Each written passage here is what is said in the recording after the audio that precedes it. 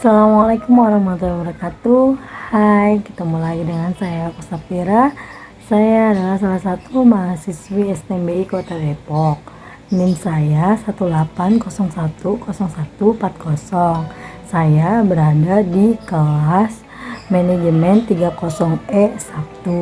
Dan di sini saya akan menjelaskan video tutorial mata kuliah studi kelayakan bisnis. Berikut videonya. Definisi studi kelayakan bisnis. Studi kelayakan bisnis adalah salah satu kegiatan yang dilakukan untuk menentukan apakah suatu bisnis tersebut layak dijalankan atau tidak.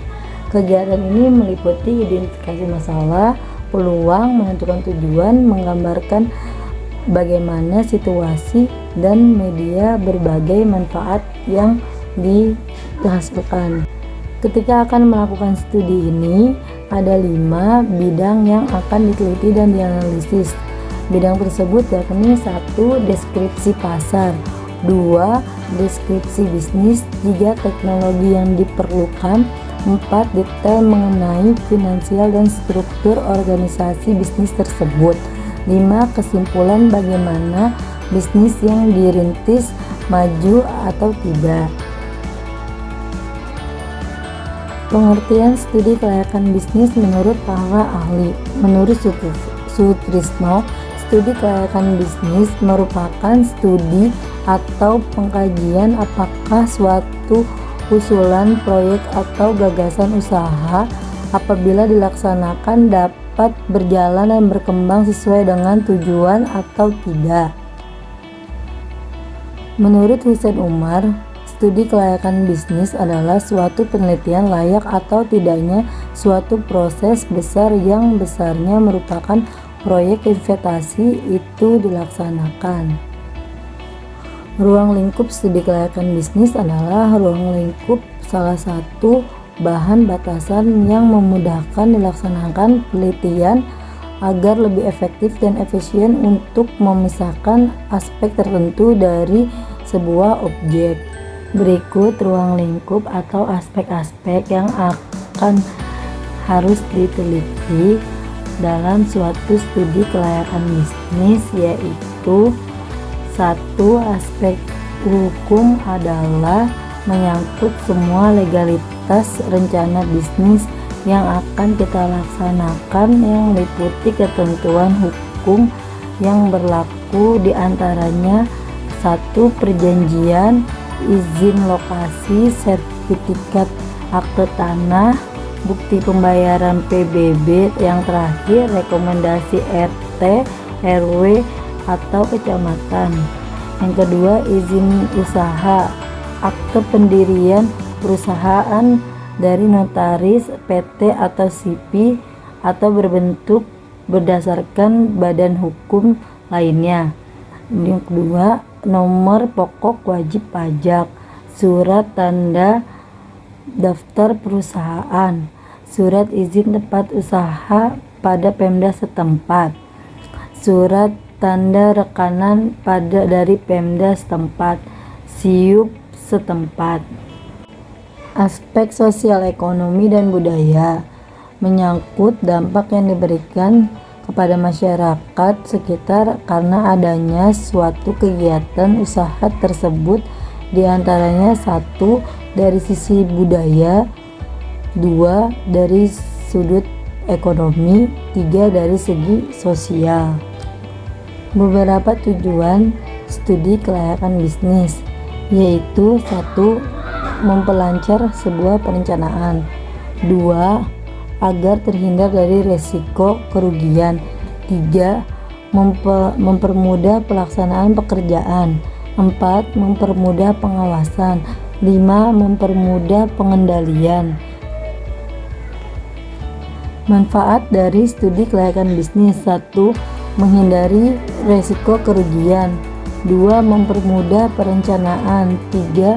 Memudahkan pelaksanaan pekerjaan, 4. Memuaskan pengawasan, 5. Memudahkan pengambilan. Ekspansi adalah aktivitas memperluas usaha yang ditandai dengan menciptakan pasar baru perluasan fasilitas, peningkatan ekonomi, dan pertumbuhan dunia usaha. Tujuan dari ekspansi adalah menjadi lebih besar atau lebih luas. Bisnis digital. Bisnis digital adalah salah satu jenis bisnis jasa yang memanfaatkan kecanggihan teknologi ketika menciptakan sebuah produk ataupun memasarkannya. Lebih dari itu, jenis usaha yang menjual produknya secara online, baik menggunakan website atau aplikasi, termasuk dalam ranah baru digital. Usaha di pasar bisnis digital. Di sini saya mengambil contoh toko online dari Shopee. Shopee, perkembangan teknologi informasi yang sedemikian cepatnya telah membawa dunia memasuki era yang lebih cepat dari yang pernah dibayangkan sebelumnya.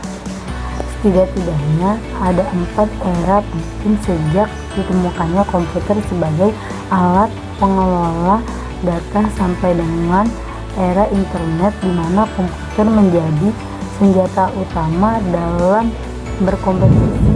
Penggabungan antara teknologi komputer dengan telekomunikasi telah menghasilkan suatu revolusi di bidang sistem informasi.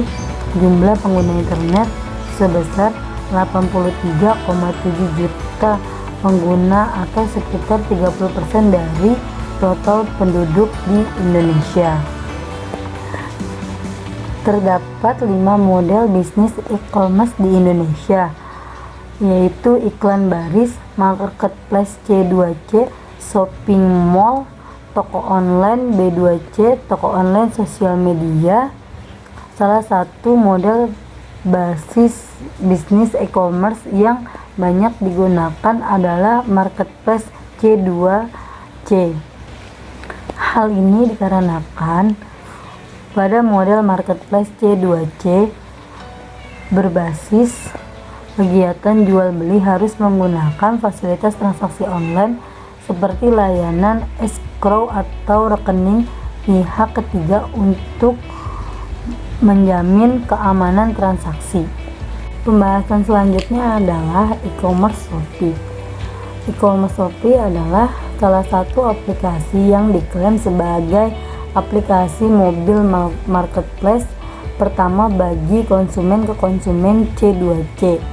Aplikasi ini merupakan wadah belanja online yang lebih fokus pada platform mobil sehingga orang lebih mudah mencari, berbelanjaan, dan berjualan langsung dari ponselnya saja. Shopee sendiri telah diluncurkan secara terbatas pada awal 2015 di kawasan Asia Tenggara, termasuk Singapura, Malaysia, Thailand, Vietnam, Filipina, dan Taiwan.